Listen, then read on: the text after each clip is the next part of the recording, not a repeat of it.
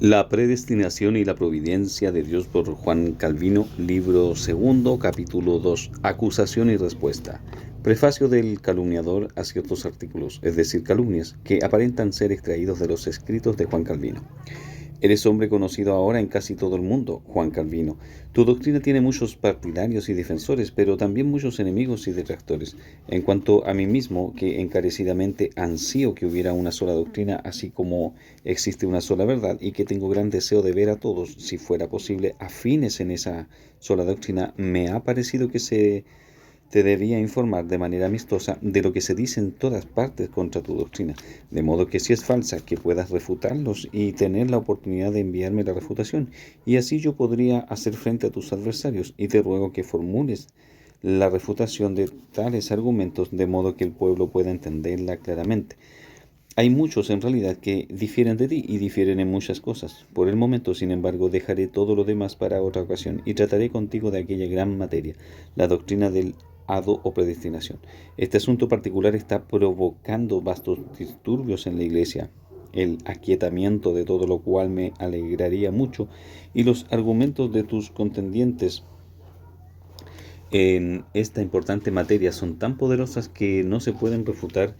por ninguno de los libros que hasta ahora hayas publicado. Ciertos artículos relacionados con esta vasta cuestión se han extraído de tus libros y se han propagado por todas partes. Dichos artículos te los pondré ahora delante sin ningún orden regular, y a cada uno le añadiré los argumentos que tus antagonistas aducen en contra. Con este arreglo podrás ver de inmediato qué respuesta se espera de ti. Respuesta de Juan Calvino al prefacio del calumniador. Que haya muchos adversarios de mi doctrina lo sé muy bien y no me extraña. No es nada nuevo que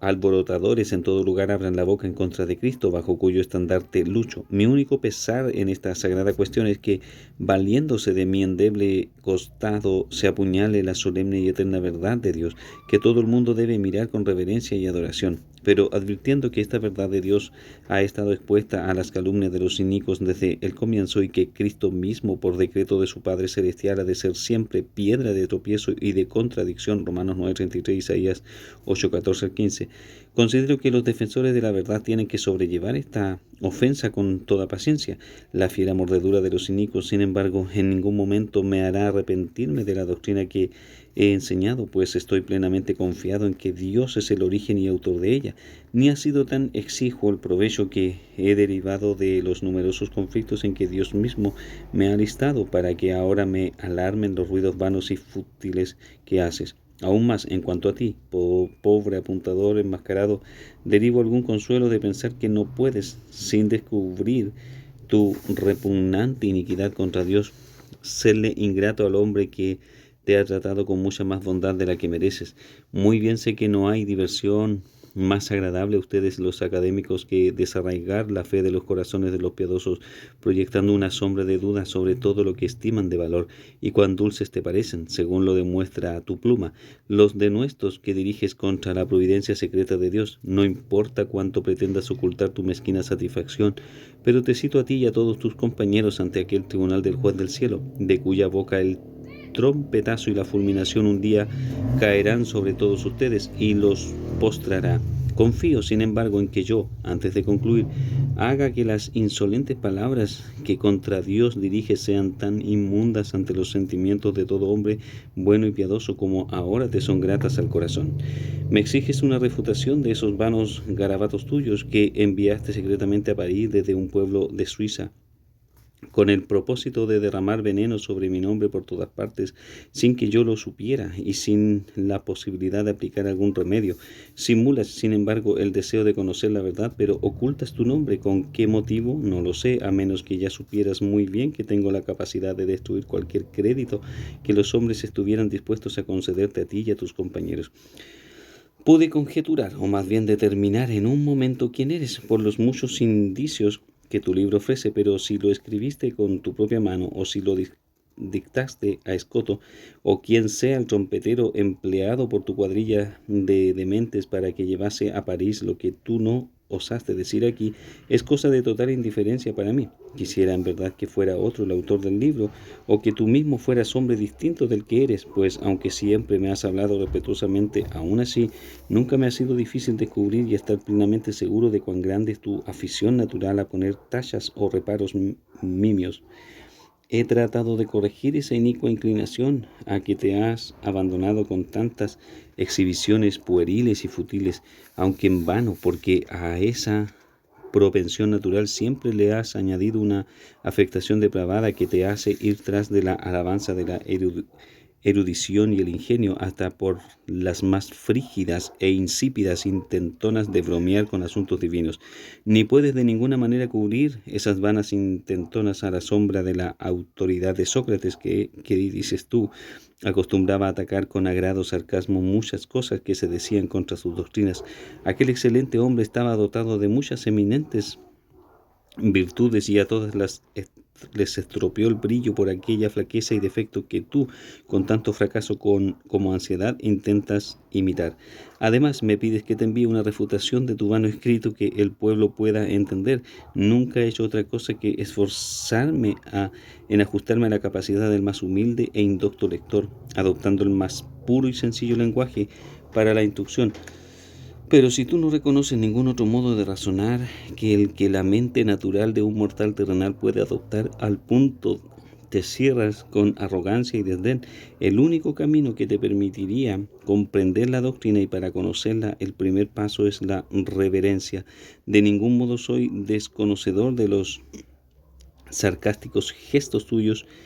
y de los que son como tú, que tratan los profundos misterios de Dios con un desprecio que denuncia que en tu estimación todo lo que no goza de inmediato de tu buena opinión y aprobación pierde su gracia y autoridad. ¿Qué significa todo esto? Que en el momento en que alguien decide abrir la boca contra mí, debo producir una refutación de sus calumnias. Sócrates, cuyo nombre esgrimes, no hubiera tolerado que lo colocaran en tal posición, no se hubiera resignado a que le dictara una ley tal. No es que yo esté dispuesto a seguir a un hombre en todas las cosas, pero si a alguien, no solo en esta época, sino en cualquier otra, se le permitiera colocarse constantemente con indignación contra los malvados y refutar las calumnias, tal como hizo Sócrates, seguramente aún los más malévolos e inicuos me concederían a mí también una justa oportunidad de mostrar la misma diligencia en mi defensa.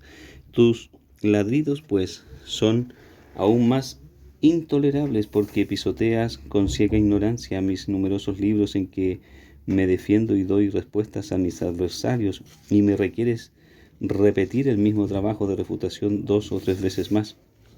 Sin embargo, afirmas que hay un asunto particular en que los argumentos de mis enemigos son demasiado potentes para que el contenido de cualquiera de mis libros que hasta ahora haya escrito sobre el tema pueda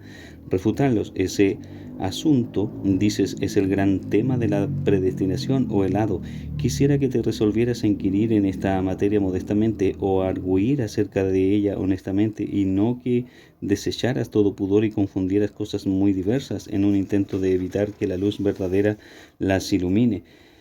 Hado es un término que usan los estoicos para referirse a su doctrina de la necesidad, que habían fraguado de un laberinto múltiplice de razonamientos contradictorios, una doctrina calculada para llamar al orden a Dios mismo e imponerle leyes para regir su proceder. Pero yo defino la predestinación en conformidad con las Escrituras como el designio de Dios libre y sin trabas, por el cual gobierna toda la humanidad, todos los hombres y todas las cosas, también todas las partes y partículas del mundo, por su sabiduría infinita y su justicia incomprensible. Si la depravación de tu mente y la vehemente avidez de quisquillas y el orgullo diabólico te han cegado tanto que no puedes ver nada a la luz del mediodía, aún así para aquellos lectores que de veras tienen ojos para ver,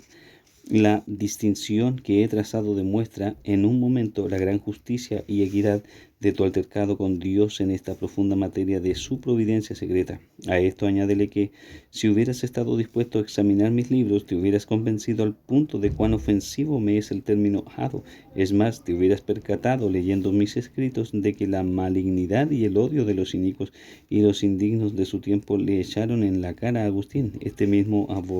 irrepresible vocablo. También hubieras descubierto en mi testimonio que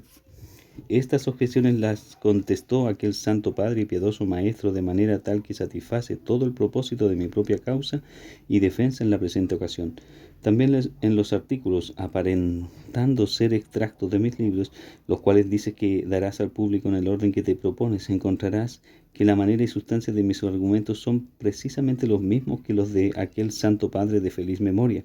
Algunos maliciosos, sin embargo, sabiendo que esta doctrina no era bien conocida ni recibida generalmente, han publicado con alarde estos artículos, que son en parte falsos y en parte mutilados. El fin que persiguen es enardecer a los ignorantes e inexpertos con el odio de lo que contienen, y así no pueden formar sino el más adverso juicio de ellos. Y aunque muchos pensaron a primera vista que los artículos que se exhibieron en días de Agustín eran realmente parte de sus escritos, el Santo Padre se quejó amargamente de que se le imputaban con falsedad. Los que hicieron la compilación habían combinado porciones de oraciones con diligencia malévola, o habían corrompido con arte inicuo oraciones que eran enteras, verdaderas y piadosas, introduciendo astutamente algunas palabras para alterar por completo el original y así implantar ofensa en las mentes de los incautos. Y todos los lectores honrados y sinceros, muchos de quienes de buena gana se tomarán la molestia de comparar mi doctrina con estas viles calumnias, han de descubrir que los artículos que te jactas de presentar como extractos de mis escritos son de la misma descripción que aquellos que se publicaron en los días de Agustín, aparentando ser verdaderos compendios de sus libros. En primer lugar, adopto esta postura en contra tuya porque no actúas con bondad ni honestidad al prescindir de señas de remisión o referencia en los pasajes que pretenden ser extraídos de mis libros, de modo que los lectores pueden consultar los originales y asegurarse de que he escrito lo que los extractos representan.